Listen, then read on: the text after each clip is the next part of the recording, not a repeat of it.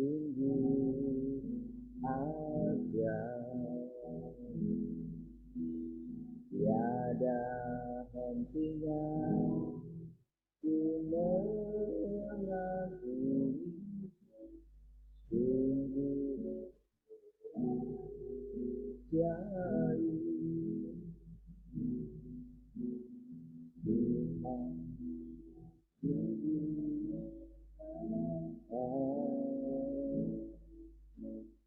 karyamu sungguh ajaib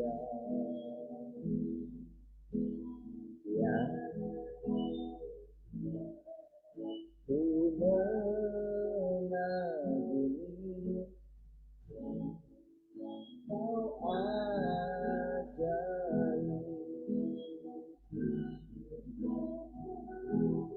bersyukur kepadamu Tuhan anugerahmu mempesonaku selalu dan selalu kau angkat hatiku kau membuatku berharga di matamu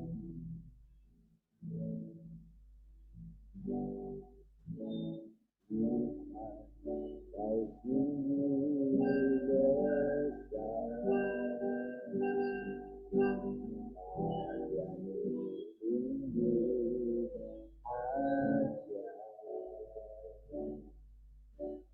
tiada hentinya ku mengagumi sungguh kau ajaib Tuhan kau sungguh besar karyamu sungguh ajaib tiada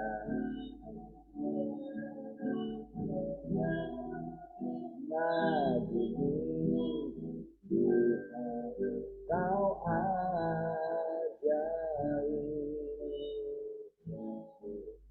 selalu bersyukur kepadamu Tuhan anugerahmu mempesonaku selalu dan selalu kau angkat hatiku kau membuatku berharga di mata ku mau selalu bersyukur kepadamu anugerahmu mempesonaku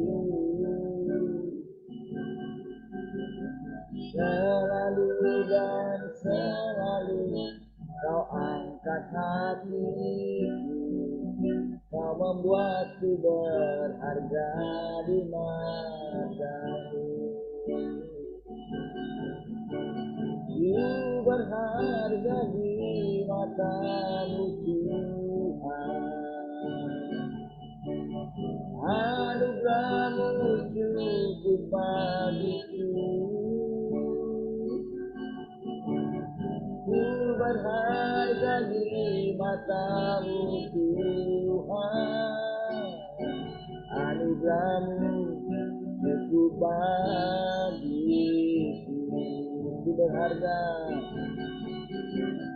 ku berharga di matamu Tuhan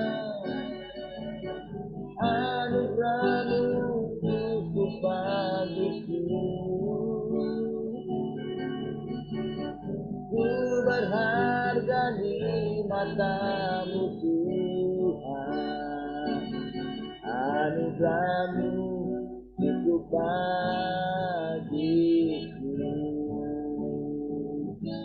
mau selalu bersyukur kepadamu Tuhan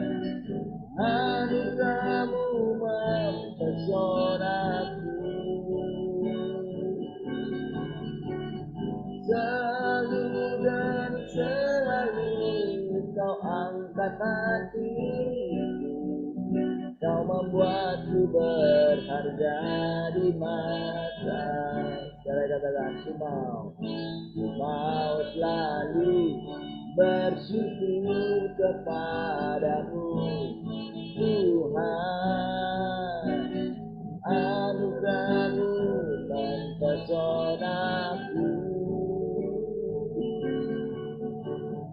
selalu dan selalu kau angkat hatiku, kau membuatku berharga di matamu.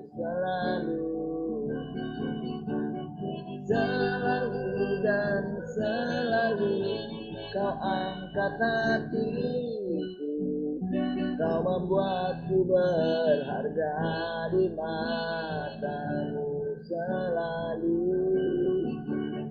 Selalu dan selalu kau angkat hatiku,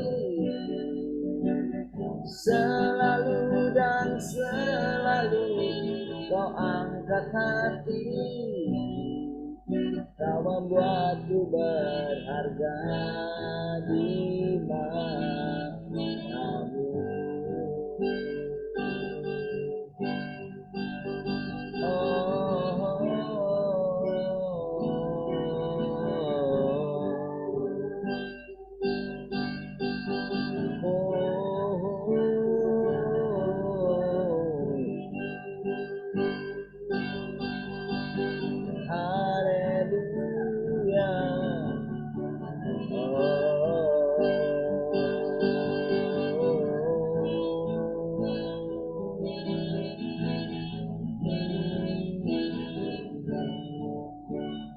Hanya kau menjadi tempat jawaban, hanya kau tempatku berharap, berjalan bersamamu ku takkan goyah, sebab tangan kasihmu tersedia bagiku. Kau ku cinta, kau telah buktikan, kau telah buktikan cintamu padaku, kau membayarku dengan darahmu. Ku bersyukur yang ada padaku, semuanya milikmu. Ku persembahkan hidupku di mezbamu. Sekali katakan, kau telah buktikan cintamu padaku, kau membayarku dengan hidupmu. Ku bersyukur yang ada padaku, semuanya milikmu. Ku persembahkan seluruh hidupku di mezbamu. Hanya kau yang menjadi tempat jawaban, hanya kau tempatku berarah, berjalan bersamamu ku takkan goyah, sebab tangan kasihmu tersedia bagiku. Selamanya kau, hanya kau, hanya kau yang menjadi tempat jawaban, hanya kau tempatku berharap, berjalan bersamamu, ku takkan goyah, sebab tangan kasih-Mu bersedia bagiku. Selamanya Kau ku cinta, sebab tangan kasih-Mu tersedia bagiku. Selamanya Kau ku cinta. Oh, haleluya, selamanya Kau ku cinta.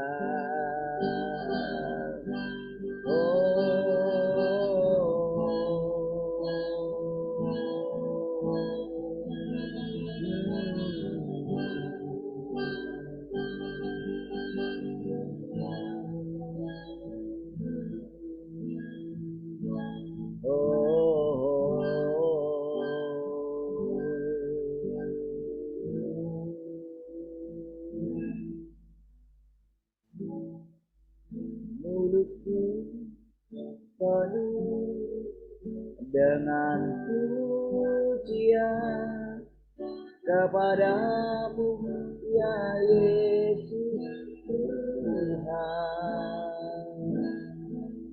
Sepanjang hari ku beri penghormatan kepadamu, ya Allah.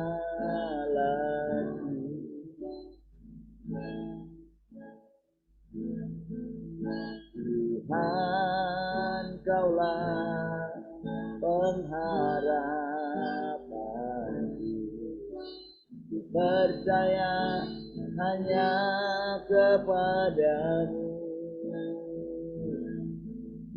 Yesus Allah perlindunganku, Engkau yang selalu kupuji.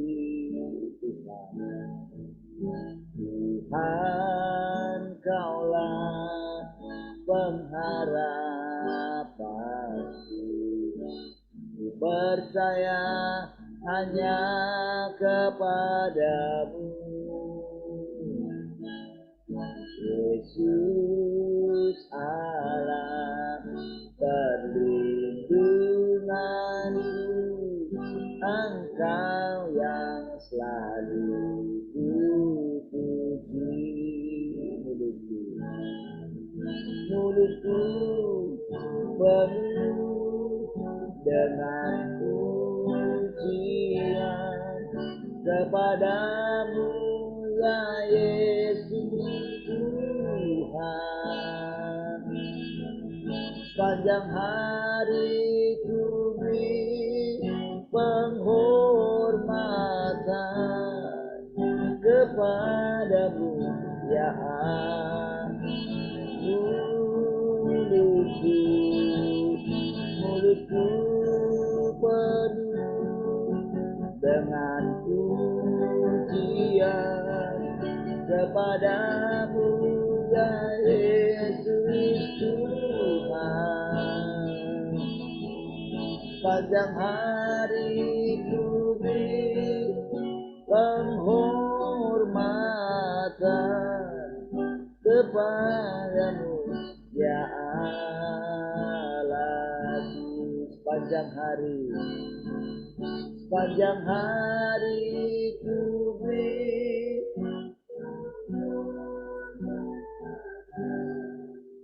kepadamu, ya Allah. Sepanjang hari ku beri penghormatan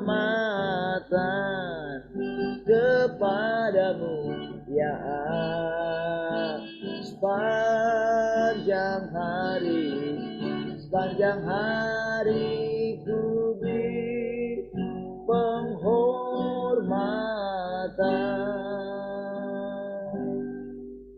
kepadamu ya Allahku,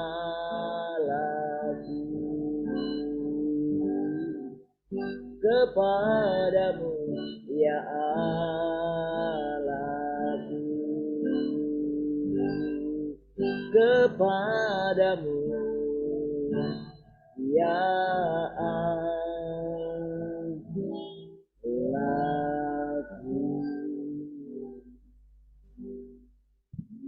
Terima kasih Tuhan, kami bersyukur biasa. Setiap hari kami sudah punya pengharapan yang baru. Kami bersyukur Tuhan kembali haleluya.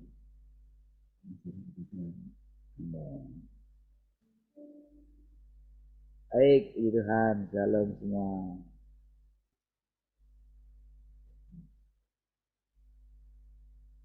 Shalom semua, selamat pagi.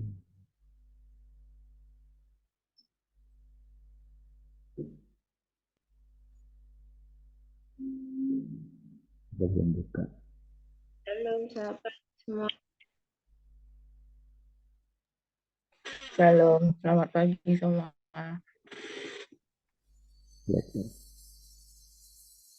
Mulai.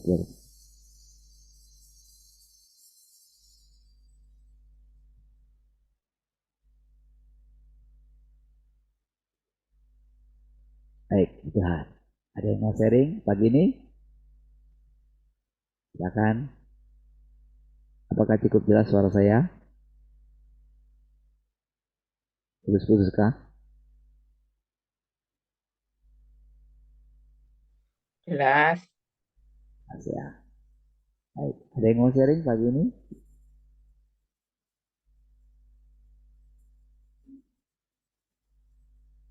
Silakan.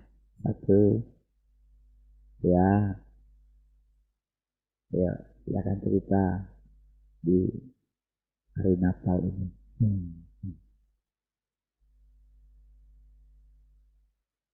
Saya yang mulai atau siapa yang mulai? Nah? Matian mau sharing?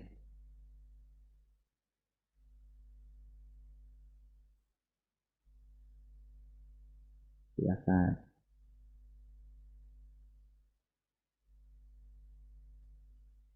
Nah?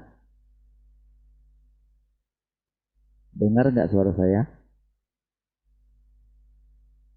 Suaranya kurang kencang. Cek 1-2. Cek 1-2. Gitu bagaimana? Sudah kencang kah? Masih kurang? Gimana? Ya, tapi kurang keras gitu, kurang kencang. Yang lain gimana? Karena saya Iya, memang kurang sudah kencang, memang terdengar kencang, Pak. sebentar ya, saya ini dulu. Saya tahu ada masalah.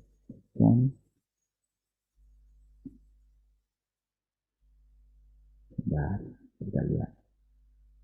Cek 1-2. Haleluya. Semua sudah full.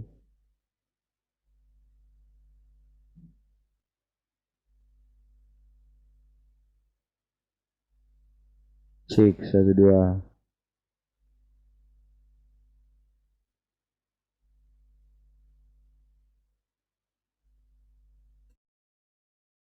Cek 1-2. Bagaimana?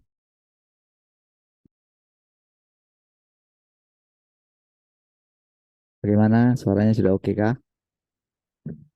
Sudah agak naik sedikit.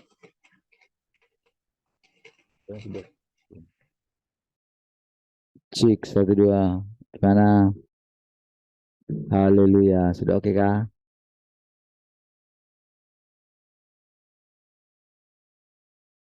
Cek 1-2. Masih kecil ya? Cek 1-2. Masih nggak seperti biasanya gitu, kurang kencang. Di situ mami gimana? Di situ gimana? Bentar ya, saya lihat di sini ada dia.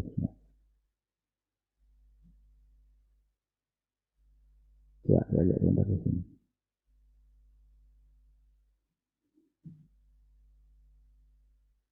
Cek 1 2 F.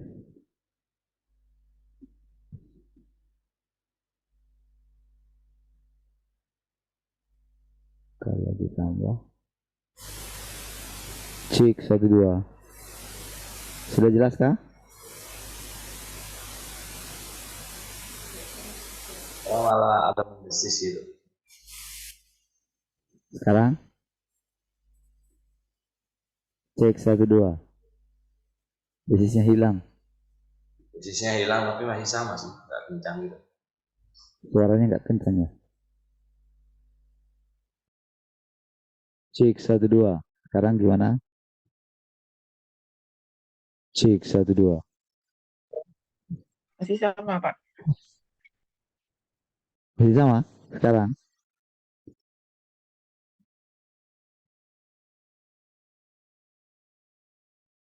Ya, masih sama, Pak.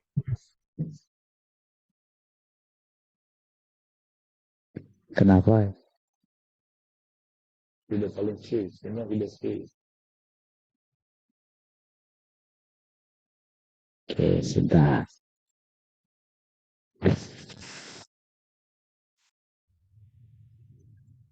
Cek 1 2. Cek 1 2.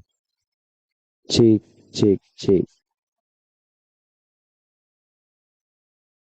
Cek 1 2. Cek 1 2. Cek 1 2.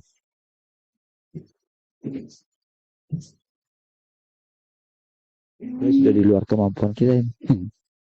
Gak tahu lagi gimana.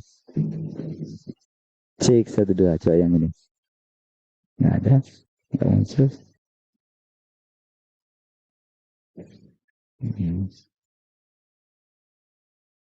Coba. Cek 1 2. Cek 1 2. Cek 1 2. Haleluya. Gimana? Cek 1 2. Puji Tuhan. Shalom. Tapi ya tidak seperti biasanya gitu, tidak maksimal. Tapi kalau terdengar. Tapi enggak itu ya. Coba tahu mungkin itunya diatur. Hah? Ya masih di situ. Cek 1 2. Cek. Puji Tuhan. Haleluya.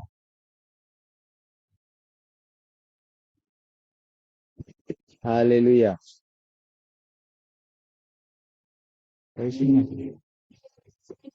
Cek 1 2. Speak.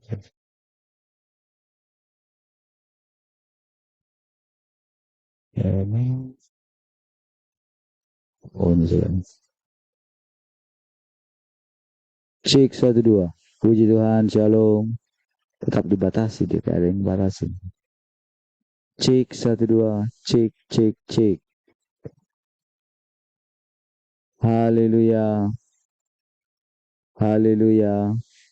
Sama saja ya? Sama saja. Sudahlah. Yang penting kedengaran ya. Tahu mungkin di mana settingannya salah. Tidak paling full dia. Kalau dari itunya tidak paling full. Yes. Cek 1 2. Cek 1 2. Pasti di sininya masalah.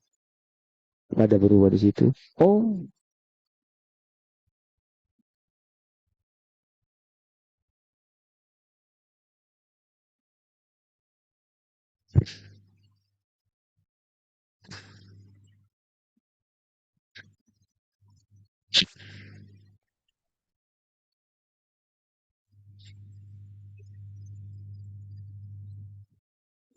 Cek 1 2. Sekarang bagaimana? Sudah oke?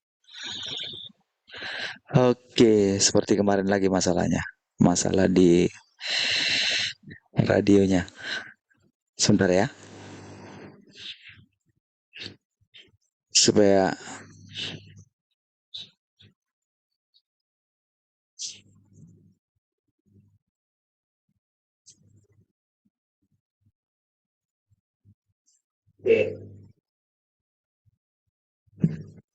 baik. Oke ya. Sudah ya. Saya pikir tadi Ya, radionya. baik. Terima kasih. Jadi masalah yang di radio, yang di laptop radio. Salah masuk jack. Baik, puji Tuhan. Ada yang mau sharing? Nggak ada? Gitu ya. Ya baik, mari kita lanjutkan ya.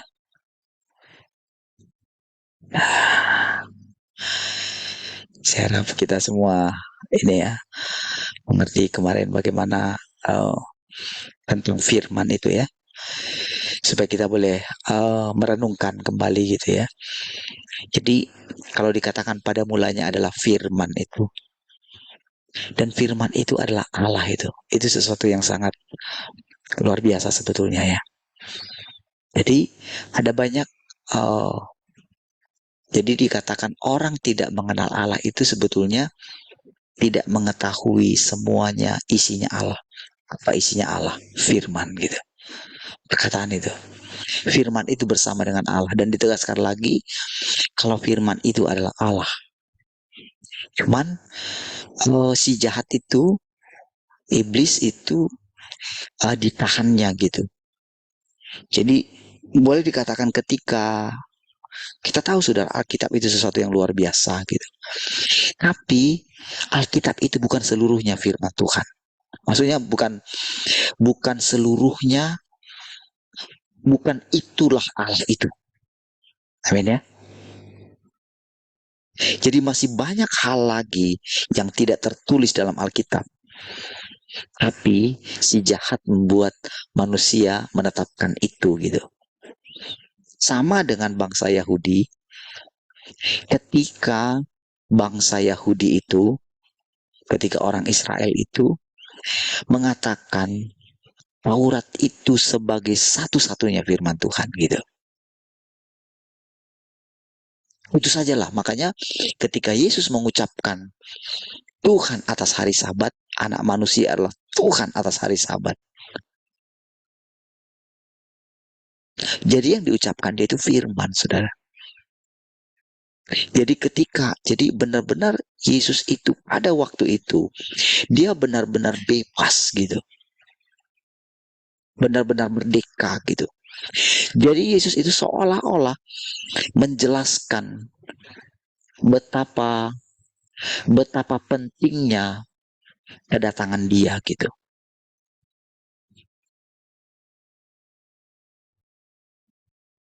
Coba saudara perhatikan lagi, coba saudara renungkan gitu. Betapa pentingnya dia sebagai firman Tuhan gitu. Jadi selalu bayangkan begini ya. Jadi apa saja yang disingkapkan oleh Tuhan Yesus itu kepada murid-muridnya dulu, bayangkan sekarang itu sedang disingkapkan kepadamu gitu. Jadi pewahyuan apa saja yang dimiliki oleh Yesus gitu. Tentu pada posisinya Yesus itu, dia itu sebagai anak Allah gitu. Jadi kita mesti kita ikuti sistem kerjanya Tuhan, sistem kerjanya Allah gitu. Jadi kalau misalnya sering diganti-ganti tentang kata Tuhan dan Allah, tak usah bingung gitu ya. Sama saja sebetulnya. Gak usah terlalu dibingungkan dengan istilah Tuhan, Allah gitu. Baik ketika dikatakan tentang Yesus gitu.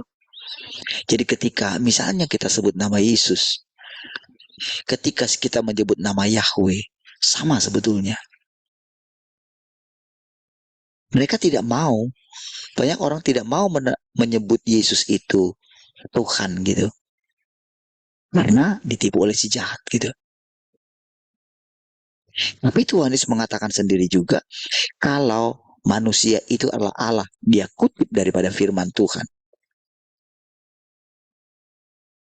Jadi seolah-olah ketika Yesus mengutip perkataan itu, seolah-olah dulu Tuhan salah bicara kepada Musa. Seolah-olah begitu. Engkau adalah Allah katanya. Engkau adalah Tuhan dan Harun adalah nabimu gitu. Jadi itu sudah diucapkan oleh Yahweh. Sementara begitu diucapkan, Tuhan Yesus mengatakan, itu bisa batal. Gitu loh.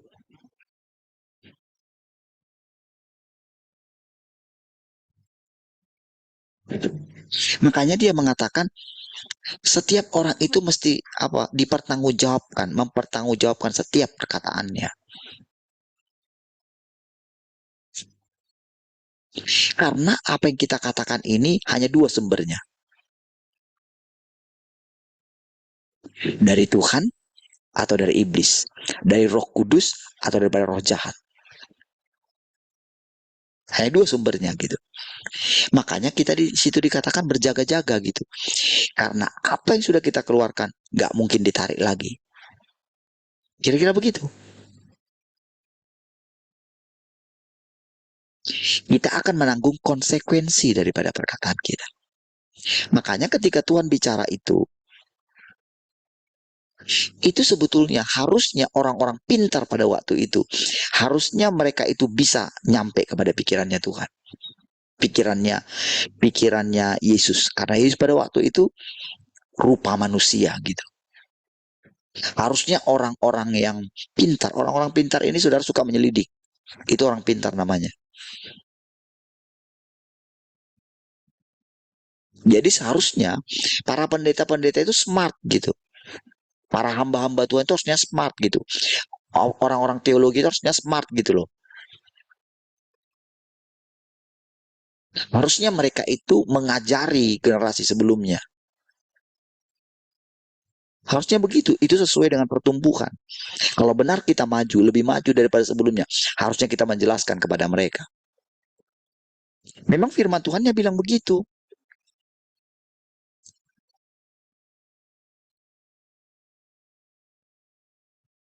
Jadi harus ada satu perubahan paradigma gitu.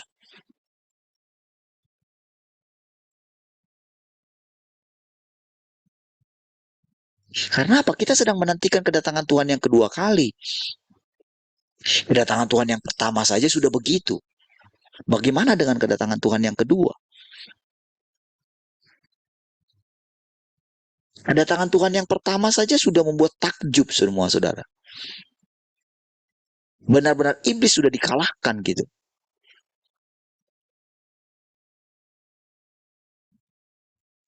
Berarti yang kita kalahkan ini bukan lagi iblis yang dulu gitu. Iblis yang sudah tahu banyak juga. Firman Tuhan karena dia mendengarkan. Tapi memang hakikatnya iblis itu selalu mencari celah gitu. Karena memang dia itu sudah ditetapkan sebagai kontrasnya Allah gitu, sebagai musuhnya Allah gitu. Itu juga firman. Nggak ada orang yang bisa melawan firman.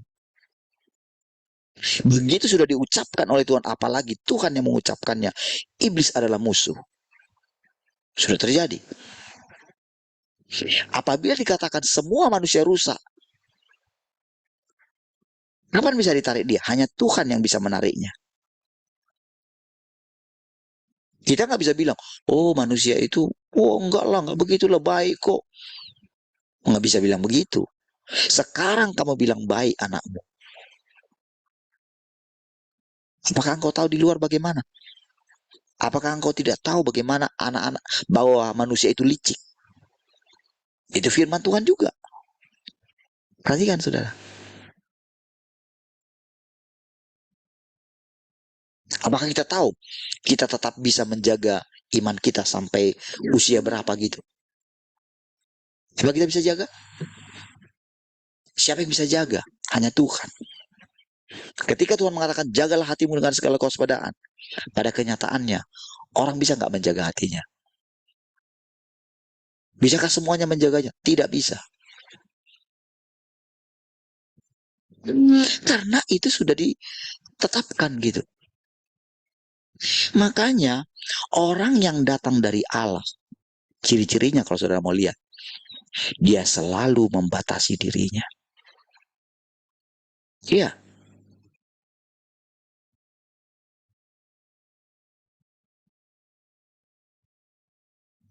Jadi saudara, ketika saya mengucapkan ini saudara,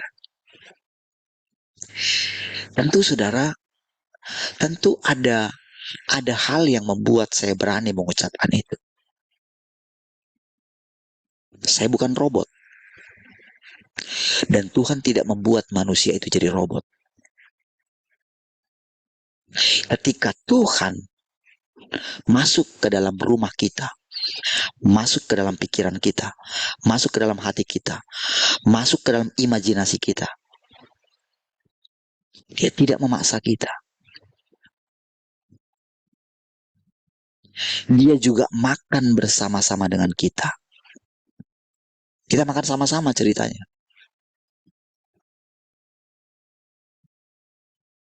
Ketika makan bersama-sama dengan kita, tahukah saudara, apa yang sedang dihadapi Tuhan di dalam diri kita? Iblis. Dia bertempur dengan gagasan kita. Tetapi diam-diam, dia sudah merancangkan, dia meteraikan Roh Kudusnya di dalam kita. Keren. Ya. Roh Kudus yang di dalam kita itu menginsafkan dunia. Menyadarkan. Sehingga lama-kelamaan kita dicerahkan. Kan Roh Kudus tugasnya mencerahkan kita.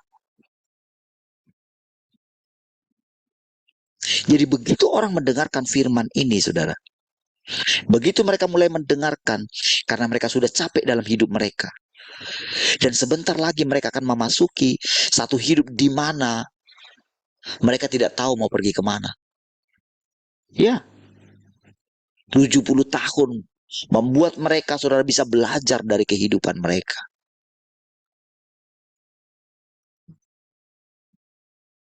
Belum sampai ke sini ternyata ya.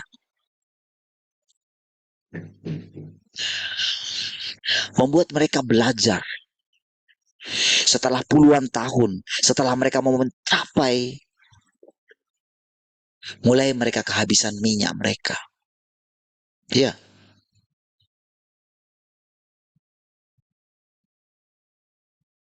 Minyak itu, saudara, yang membuat seseorang itu makanya dikatakan gini, kalau kamu berpuasa, ambillah minyak, cucilah mukamu, katanya, ambillah minyak, buat kamu itu berminyak, gitu. Ya kalau sekarang istilahnya pakai minyak rambut lah, kira-kira begitu. Rambutmu itu berminyak. Kalau dulu nggak pakai minyak rambut kayak jelly sekarang gitu. Dulu minyak memang. Minyak yang dibuat wangi. Makanya Yesus itu diurapi dengan minyak parfum gitu. Parfum kan sekarang disemprotkan gitu. Jadi dengan itu segar gitu. Oke? Jadi, tapi ketika umur orang sudah mencapai sekian, enggak, itu semua sudah nggak begitu tertarik lagi. Dia kan melihat wajahnya keriput. Sampai kapan dia membuat dirinya seperti itu? Walaupun dia mungkin bisa membuat operasi plastik dan sebagainya, dia kan ketawa sendiri. Karena apa? Orang juga kan ketawa melihatnya gitu loh. Kayak apa ya? Kayak dagelan gitu.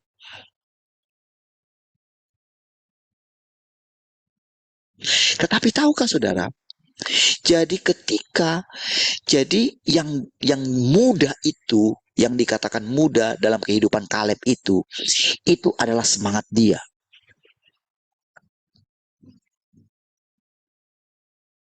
Semangat dia seperti orang muda, bukan gayanya pecicilan gitu.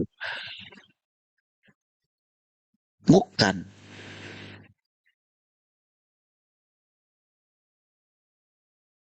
Maksudnya tubuh dia boleh tua gitu, tapi pikirannya tidak menjadi tua.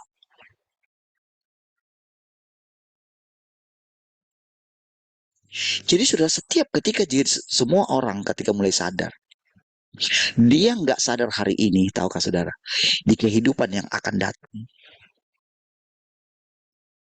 semua orang itu dipaksa. Siapapun dia, setiap bangsa ketika mendengarkan ini.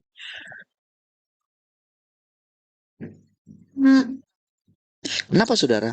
Kedatangan yang pertama itu sudah sampai ke ujung bumi.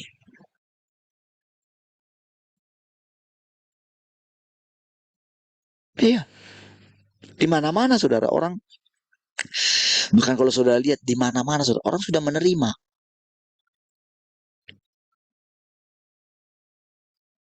Tentang apa yang dilakukan oleh Yesus. Dan mereka juga masih menantikan itu, saudara.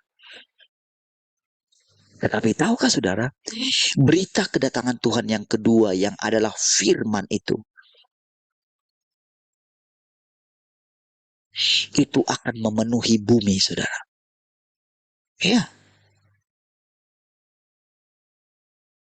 nggak bisa terbendung.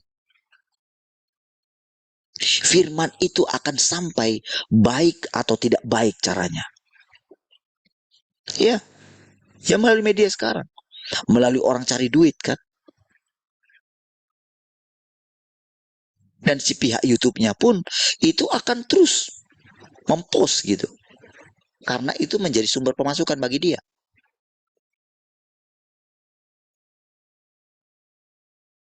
Karena apa saudara? Jadi lihat hal-hal yang tidak ada gunanya sama sekali aja bisa menjadi viral. Ya kan? Kan lucu-lucu kan kalau lihat yang menjadi viral itu. Istilah-istilah. Itu kadang-kadang nggak masuk akal. Kadang yang ketawa-ketawa aja. Coba lihat. Itu banyak sekali dipakai kan. Yang untuk buat jadi backsoundnya misalnya kalau buat komedi-komedian gitu kan. Yang ketawa-ketawa itu loh saudara. Itu kan ada yang pertama kali membuat itu saudara. Itu bisa jadi viral saudara. Apalagi firman Tuhan. Itu akan menjadi sangat viral. Di mana setiap orang akan menjadi letih gitu. Kemana dia akan pergi? Bukankah mereka sudah tahu banyak sekali tentang firman yang di dalam Alkitab? Bukankah mereka sudah obok-obok itu saudara, semua Alkitab itu saudara? Mereka lihat dari berbagai macam bangsa.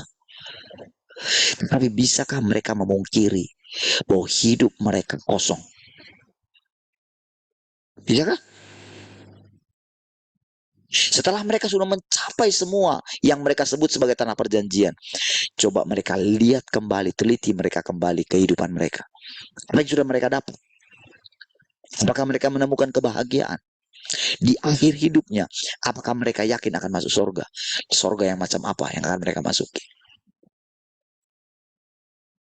Ketika dalam perenungan mereka, banyak di antara mereka tidak menemukan kebahagiaan yang sesungguhnya. Kenapa? Mereka belum diselamatkan. Ketika seseorang takut akan kehilangan, jangankan kehilangan nyawa, kehilangan harta aja takut, kehilangan jabatan aja takut. Jangankan kehilangan nyawa, kehilangan harta aja takut. Macam mana mau bisa memasuki kebahagiaan yang Tuhan katakan? Tidak mungkin. Hanya pengikut Tuhan Yesus yang bisa memiliki kebahagiaan yang sesungguhnya. Oh, akan dibiarkan Tuhan terus, saudara. Orang-orang yang berusaha menjadi kaya akan dibiarkan. Iya.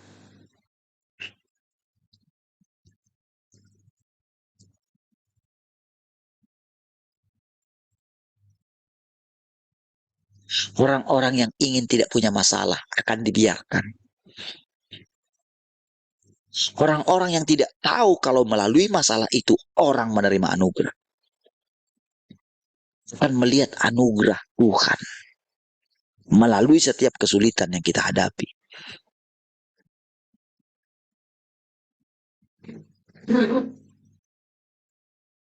Tapi kalau kita bisa melihat itu, saudara, justru kita akan bisa lebih berhikmat. Lebih berhikmat itulah artinya kita punya minyak. Ya, disitulah kita segar senantiasa. Disitulah kita bisa mengubah yang tadinya kita terkutuk menjadi orang yang diberkati oleh Tuhan. Ya,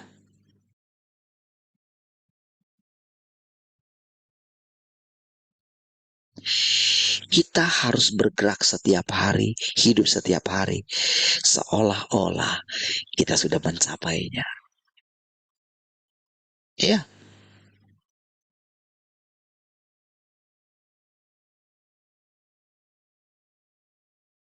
ketika kita melihat keadaan dunia ini semakin kacau balau ceritanya, saudara.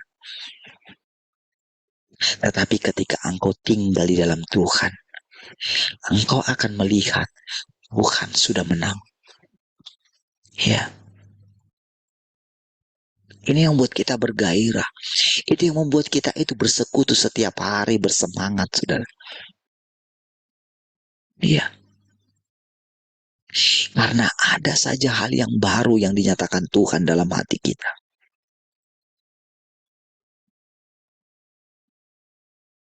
Itu yang membuat kita duduk di kaki Tuhan. Karena diam-diam, saudara, apa yang paling manusia butuhkan dalam hatinya akan kita peroleh. Kita ini manusia, saudara. Kita akan bahagia sekali dengan keadaan kita sebagai manusia. Bukan sebagai Allah.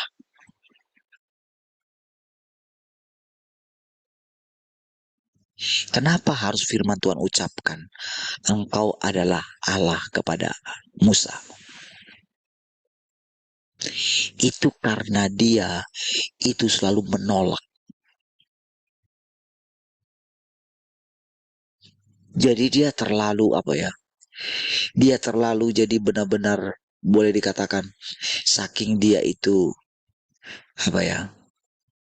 saking dia itu tadinya saudara dia begitu bersemangat sudah ingin menyelamatkan bangsanya. Tapi begitu dia lihat bangsanya itu mau membunuh dia benar-benar saudara kayak melupakan siapa dia gitu. Iya, jadi dia itu kayak kontrasnya dengan bangsa Yahudi.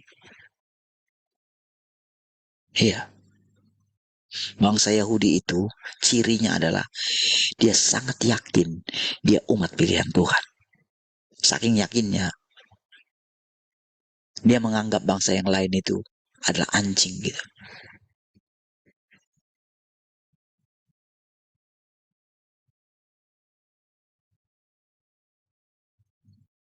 Makanya Tuhan mengutip itu, saudara. Tidak baik melemparkan roti kepada anjing yang harusnya kepada anak-anak.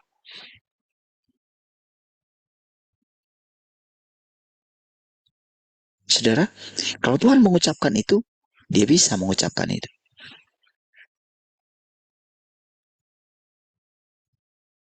Jadi ketika dia mengucapkan itu kepada Musa, itu untuk mengangkat dia. Oke, kamu sekarang Tuhan. Jadi begitu diucapkan itu, tahu saudara, itu langsung jadi. Tetapi itu bumerang sama Musa. Dia gegabah gitu. Makanya terhadap orang yang karib kepadaku, aku nyatakan kekudusan. Makanya Tuhan berfirman juga, engkau tidak bisa masuk tanah perjanjian. Itu firman. Wah, itu sedih sekali saudara, dibawa seumur hidupnya. Karena dia ingin melihat bagaimana pekerjaan dia. Bagaimana dia ingin mencapai semua yang dikatakan itu. Tapi saudara, di balik yang menurut Musa adalah penghukuman Tuhan bagi dia, sebetulnya itu perlindungan Tuhan bagi dia. Tentu kalau Musa yang bawa masuk di tanah perjanjian, tentu mereka akan mengeluh-elukan Musa. Iya.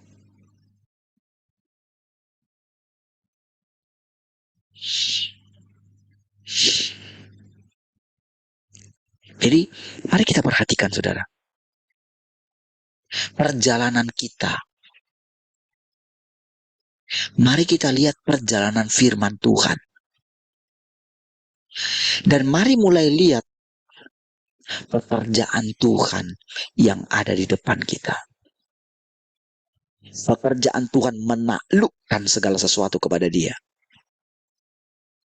Ketika saudara mendengarkan firman ini, saudara akan memiliki satu tujuan seperti yang dimiliki oleh Tuhan. Engkau tidak akan sama seperti iblis. Iblis itu saudara selalu mau mencoba menunjukkan fakta. Begini loh keadaan dunia sekarang. Coba lihat.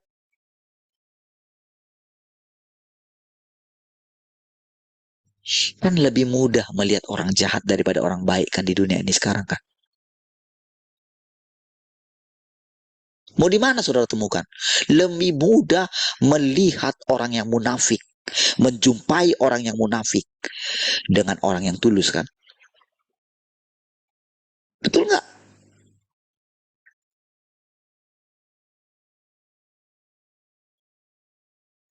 Kenyataannya begitu. Tapi kebenarannya, kalau engkau tinggal dalam Tuhan, engkau akan melihat orang yang paling munafik sekalipun akan muak dengan kemunafikannya. Ya. Orang yang paling bengis sekalipun justru akan bengis terhadap dirinya. Makanya banyak diantara kalau misalnya ketahuan dia koruptor kayak di Jepang gitu, mereka akan melakukan satu tindakan harakiri, bunuh diri. Malu sekali. Dia seperti dia yang menghukum dirinya loh. Tahu apa maksudnya itu saudara?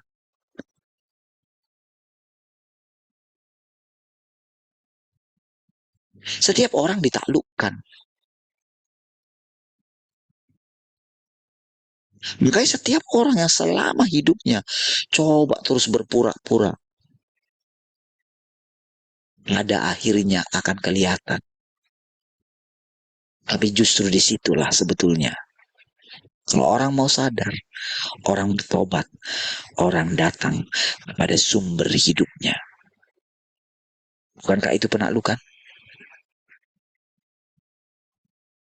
Sampai kapan kita lihat dunia ini berubah? Sampai engkau mau datang masuk ke tempat yang lebih dalam. Seperti yang dilakukan oleh Esau. Ketika kita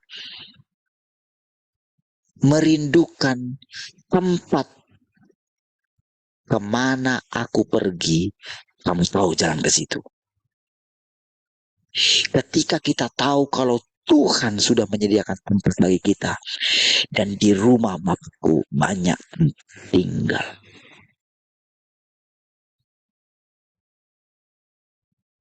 Kalau Tuhan katakan kamu tahu, percayalah kamu tahu. Itu artinya. Jadi sekarang ketika kita merenungkan tentang firman Tuhan itu adalah Allah. Firman itu adalah Allah.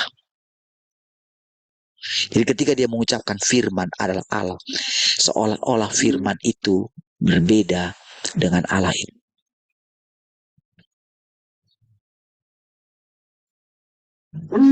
Itu caranya dia menjelaskan. Ketika dia mengatakan firman pada mulanya adalah firman.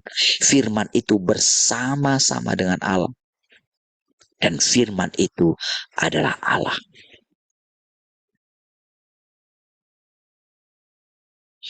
Firman yang itulah menjadi manusia. Menjadi daging. Yang bisa kita pegang. Ibrani 1 ayat 1 katakan. Setelah sekian lama Tuhan berbicara melalui nabi-nabinya. Sekarang dia berbicara melalui anaknya sendiri. Beda.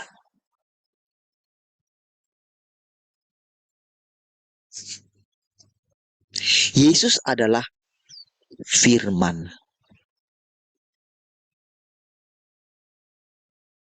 Yesus adalah kebenaran. Yesus adalah jalan. Yesus adalah hidup.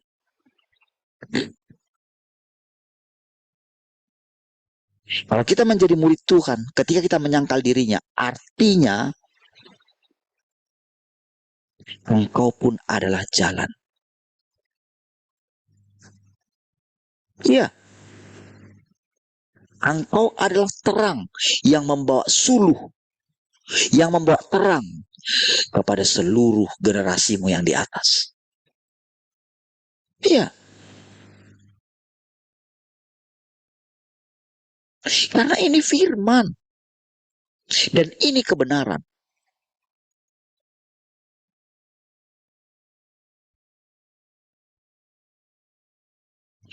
Semua orang, saudara, begitu menderita, saudara, di dunia ini. Menderitanya karena untuk sesuatu yang sangat sia-sia. Segala sesuatu ini jadi karena firman. Kita memerintah dengan firman. Ketika kita tinggal dalam firman, minta apa saja katanya.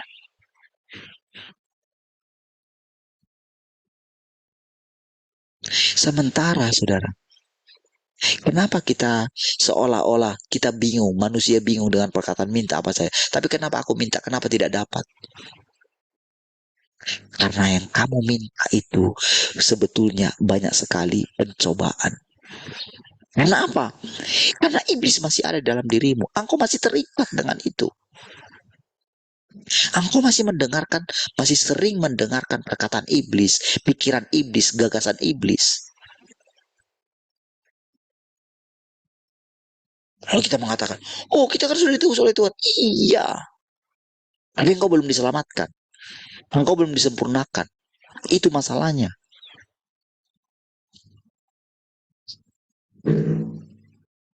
Engkau masih suka memanjakan dagingmu. Engkau masih kalah dengan kekhawatiranmu.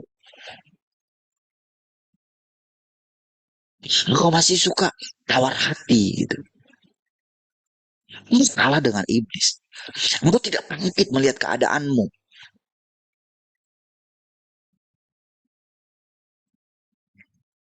Tapi walaupun begitu, Roh Kudus sabar. Iya, dia setia. Jadi begitu Tuhan katakan, dia setia. Dia nggak bisa, saudara. Dia nggak kayak kita. Kita ini manusia yang rusak. Gampang sekali kita nggak setia. Iya. Jadi kita sedang menanggung. Sedang menanggung firman Tuhan. Tapi ada hikmat Tuhan di balik itu, saudara. Ini yang mesti kita lihat. Ini yang mesti kita sadari. Umur kita bertambah. Tahun yang akan kita lewati akan bertambah. Kita butuh kekuatan setiap hari. Setiap tahun kita butuh kekuatan. Saudara pikir mereka yang hidup dulu 1000 tahun itu, saudara pikir mereka nggak capek?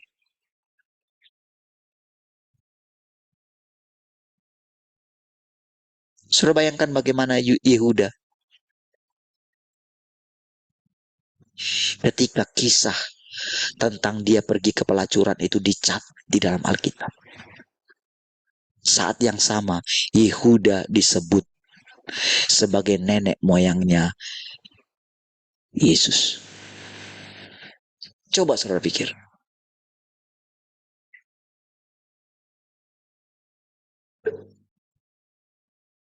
Berarti kan dia bergumul dengan nafsunya kan?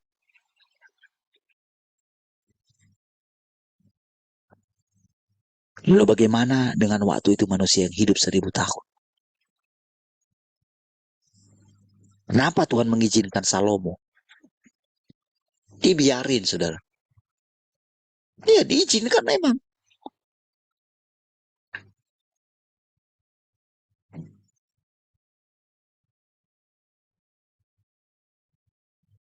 Ya.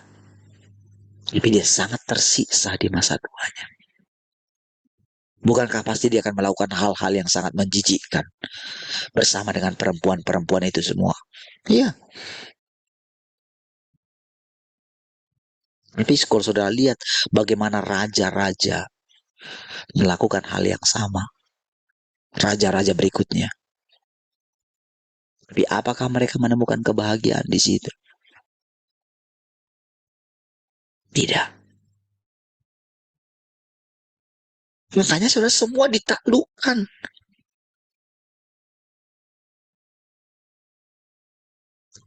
Jadi ketika sekarang kita mendengarkan firman Tuhan, kamu sudah berjumpa nggak dengan Tuhan itu? Kalau dikatakan firman itu adalah Tuhan itu sendiri. Yang kau dengar ini sekarang. Firman.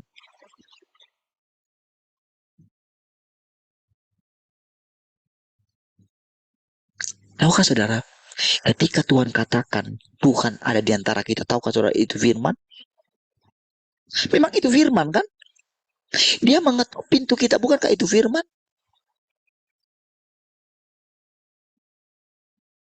Iya. Ketika engkau mendengarkan perkataan, bagaimana sikapmu?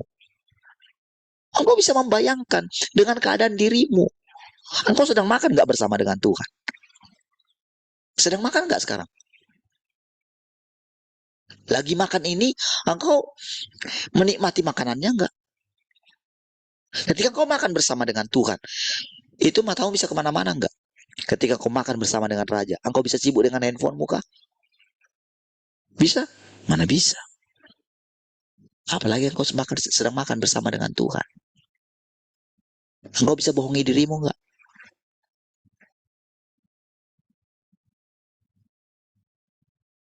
Nggak bisa kan? Kita bohongi dia hari ini, kita bohongi dia satu hari. Besoknya, apakah Roh Kudus tidak akan terus mengingatkan kita? Kenapa? Itu juga firman. Karena dia bilang, Roh Kudus dimeteraikan dalam hati kita. Maka kita bisa lari. Cobalah. Kita mau kembali ke belakang kah? Saudara, ajaib sekali saudara. Apa yang sedang kita alami sekarang? Ya. Tetapi mengingat apa yang sedang kita masuki tentang kekekalan saudara. Rasanya saudara. Rasanya kita itu butuh kekuatan setiap hari. Nggak tahu untuk apa. Kalau dikatakan akan ada masa musim dingin. Orang harus mengumpulkan makanannya seperti semut. Di musim dingin, saudara, orang itu cuek dan Tuhan. Mereka tidak merasakan Tuhan. Hati mereka tidak panas lagi terhadap Tuhan. Ya. Itu yang membuat manusia menderita, saudara. Musim-musim yang ada itu menggambarkan sebetulnya keadaan manusia. Ya. Semua akan mengalami. Tapi kalau kita punya makanan, kalau kita punya firman, dan firman itu adalah Allah. Tapi kalau kita sering memberontak terhadap firman, saudara, lihat, saudara, engkau bisa lihat sendiri. Di dunia ini banyak sekali contoh yang akan bisa engkau lihat. Bisa. Dan petiklah pelajaran dari setiap kehidupan manusia ini. Petik pelajaran.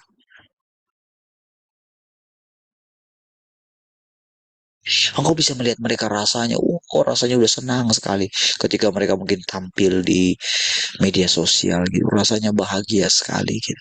Ya, tinggal sebentar saja. Mereka seperti bunga yang berkembang dari pagi sampai nanti petang dia menjadi layu. Ya, lihat. Yang nampaknya dia menutupi diri, wah, dia mungkin nampaknya, wah, berbuat baik, nampaknya, wah, dikagumi orang. Ingat dulu ketika Ahok dielu-elukan.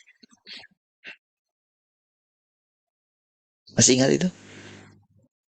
Tapi lihat bagaimana ketika dia bercerai dengan istrinya. Masih adakah? Masih orang ingatkah dia? Kadang-kadang masih muncul, cuman langsung ada. Lihat presiden yang kemarin rasanya gimana. Dielu-elukan. Tapi lihat sekarang. Karena apa? Karena memang Tuhan membenci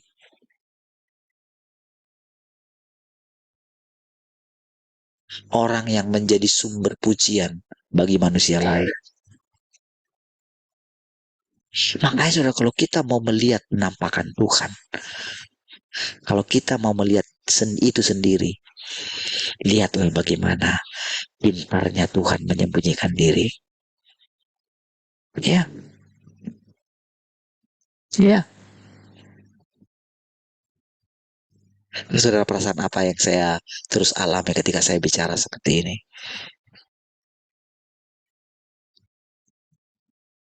Selalu deg-degan di dalam hati saya.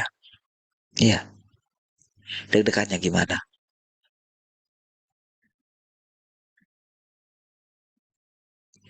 Kalau saya gagal menundukkan diri saya kepada Tuhan, kepada firman itu, kalau saya salah bicara, konsekuensinya terhadap saya. Tapi sudah ada firman yang lain yang mengatakan, jangan seperti Musa.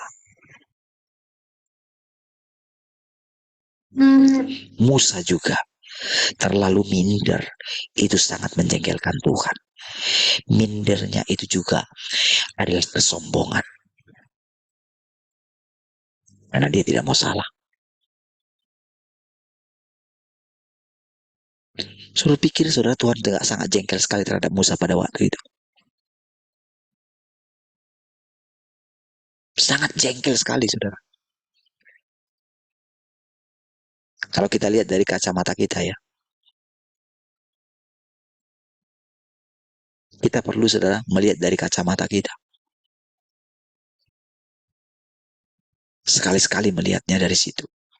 Supaya kita tahu apa yang sedang terjadi pada waktu itu. Jadi kalau saya sebut jengkel, Tuhan jengkel tidak seperti jengkelnya kita ya. Jangan salah gitu. Karena firman itu harus tetap dia. Tidak berubah. Tidak ada bayangan.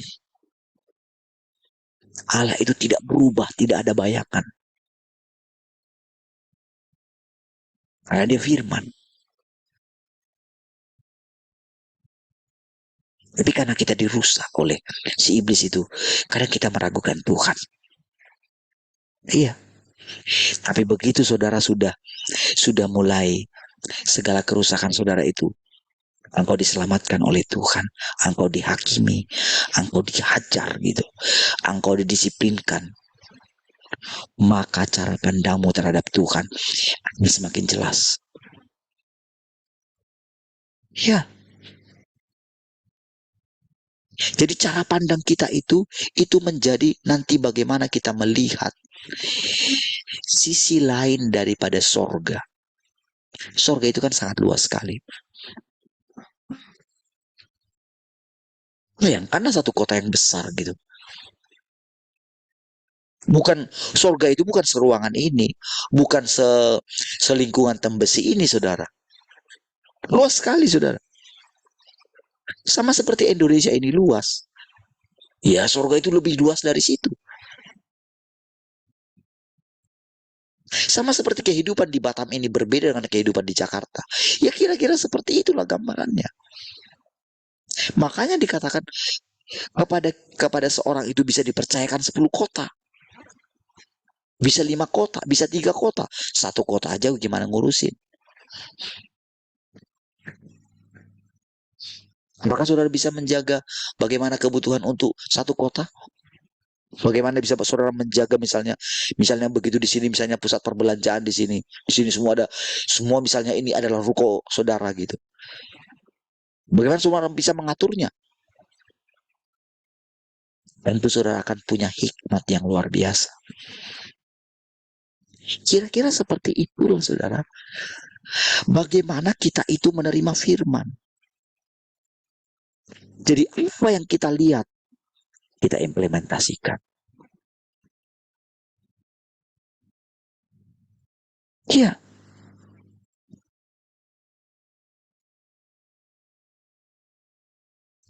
Dan ini bukan berbicara mengenai kota yang dibangun oleh orang-orang hebat, bukan.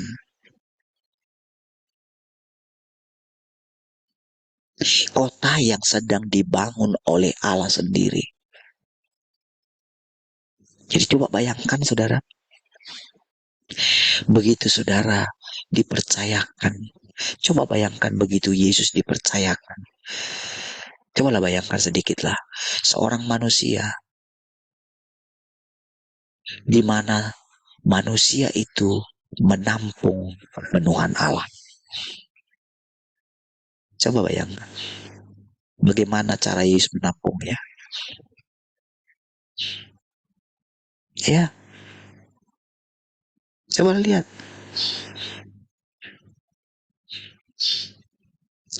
Coba lihat betapa dia paling pintar dari segala orang pintar.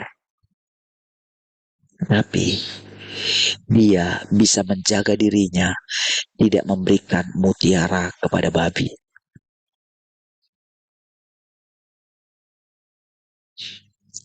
Lihat bagaimana dia tidak mengucapkan sesuatu yang harusnya kepada murid-muridnya pun dia tidak bilang. Bagaimana ketika dia mengungkapkan dirinya, ketika dia ada di gunung kemuliaan. Pada waktu itu saudara, Musa, Elia, Abraham, dalam pandangan murid-murid jauh lebih besar daripada Yesus. Tapi ketika di gunung kemuliaan, Musa dan Elia datang bercakap-cakap dengan Yesus dan menguatkan Yesus. Mereka melihat itu. Dan wajah Yesus bersinar pada waktu itu. Tapi dia masih bisa bilang,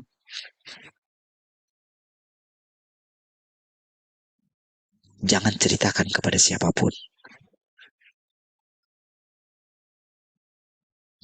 Bayangkan bagaimana dia bisa menjaga dirinya untuk tidak menjadi raja.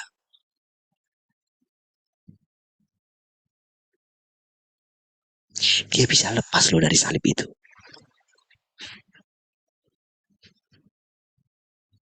Bisa lepas.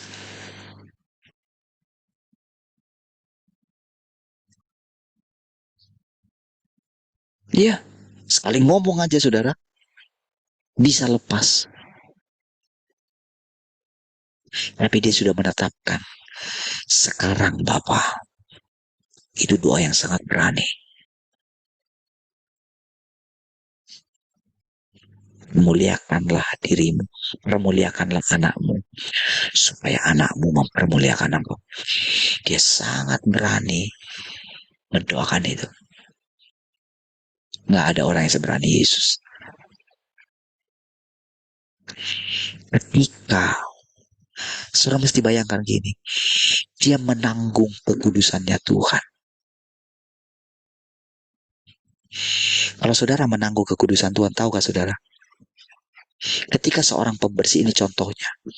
Kalau seorang pembersih, ketika berhadapan dengan orang yang tidak rapi, dia akan sangat jengkel. Ini contoh. Tahukah saudara, ketika kita menanggung kekudusannya Tuhan, pasti kita tidak akan sabar terhadap semua orang yang berdosa.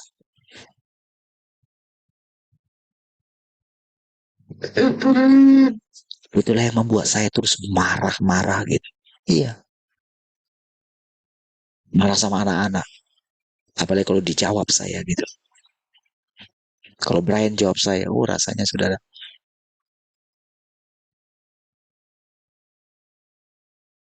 Kamu ini berani jawab. Kami tahu nggak dulu? Kamu tahu nggak dulu? Kami nggak berani jawab orang tua kami. Tapi mereka, dia jawab. Dan bagi dia itu biasa.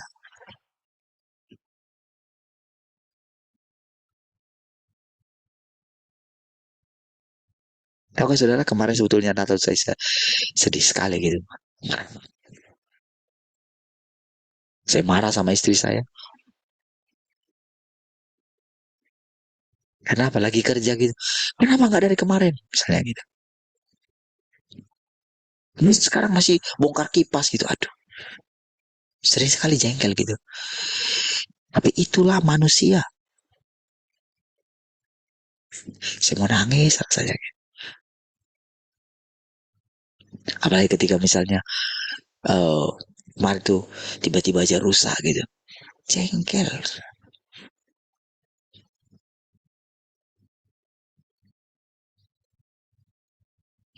Bagaimana kita bisa menjaga hati? Itu baru sedikit kita mendapatkan tentang Tuhan loh. Yesus menanggung seluruh kepenuhan Allah. Saya pikir gampang. Itu cawan. Saya pikir kematiannya cuma dikasih kayu salib seperti orang yang disalibkan. Enggak gitu. Orang yang disalibkan di samping kanan kiri Tuhan Yesus, mereka layak untuk itu. Mereka bisa dengan tenang disalibkan. Penyaliban Yesus gak sama seperti mereka. Yang ditanggung dia itu Allah. Gimana rasanya? Coba lo saudara pikir. Engkau adalah pemilik segala sesuatu.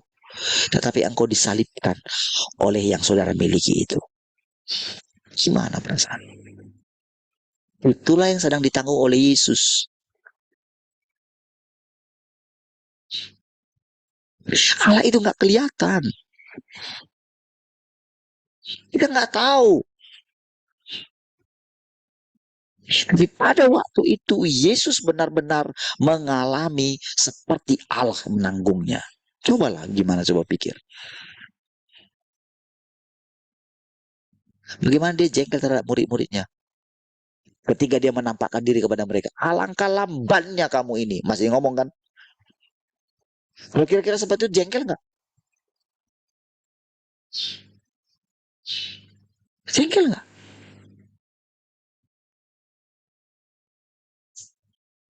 Lalu dia sudah menampakkan diri. Sudah bangkit dari antara orang mati loh itu saudara. Sudah beda itu saudara. Dia sudah bisa menghilang loh saudara.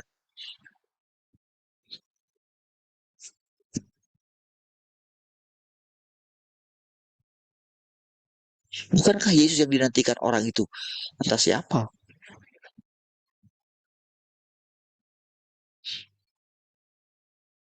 Dari mana orang nanti bisa mengenal Yesus yang akan datang itu? Dari mana?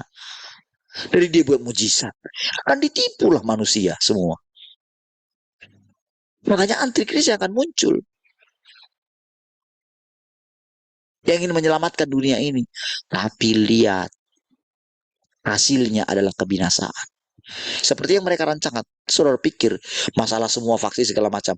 Bukankah tujuan mereka ingin menyelamatkan manusia? Tujuannya itu. Hasilnya selalu mematikan. Efek panjangnya tidak mereka ketahui. Karena mereka bukan juru selamat.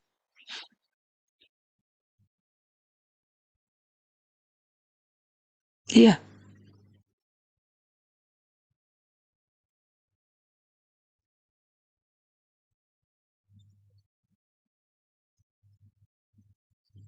ketika kita menerima firman Tuhan, saudara. Coba renung.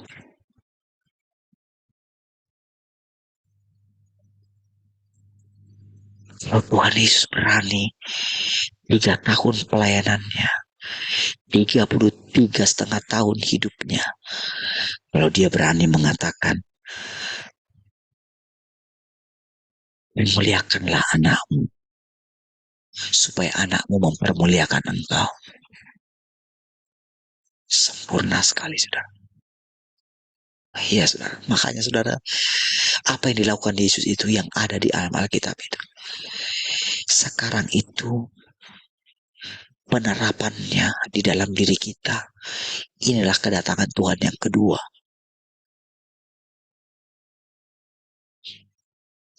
Jadi kedatangan Tuhan yang kedua ini bukan lagi sekedar melihat, mengingat Yesus, reuni terhadap Yesus yang dulu. Bukan sekedar itu. Tapi bagaimana sekarang Yesus yang sekarang itu menjadi hidup di dalam saudara. Saudara akan merasakan apa yang dirasakan Yesus benar-benar. Baik, puji Tuhan. Ternyata sudah lewat, saudara. Baik, mari kita berdoa. Terima kasih Tuhan, kami bersyukur pagi hari ini. Pujilah Tuhan yang terus mengajari kami. Kasih Tuhan untuk hari ini, kami beribadah hari ini. Bila kiranya ibadah kami hari ini memuliakan Tuhan. Terpujilah Engkau Tuhan. Haleluya.